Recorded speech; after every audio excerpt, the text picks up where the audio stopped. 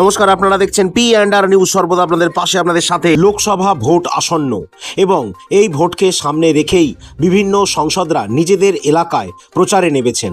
আজ খেয়াদা ৩ নম্বর মণ্ডলের ব্যবস্থাপনায় আসন্ন লোকসভা নির্বাচনকে সামনে রেখে এক সভার আয়োজন করা হয়েছিল।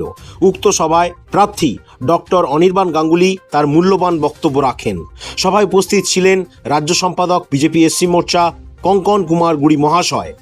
ওনাকে সংবাদ মাধ্যমের পক্ষ থেকে জিজ্ঞাসা করা হয় আগের বারের থেকে এবারে বিজেপির প্রচার কতটা ভালো হয়েছে এবং বিজেপির জয়ের ব্যাপারে উনি কতটা আশাবাদী।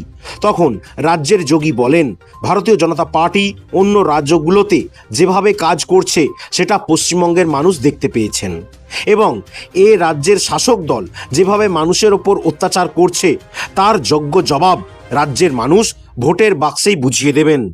এইরকম ধরনের নিউজ পেতে হলে চ্যানেলটা অবশ্যই সাবস্ক্রাইব করুন। ভিডিওটা ভালো লাগলে দয়া করে সবার সাথে শেয়ার করুন। নমস্কার।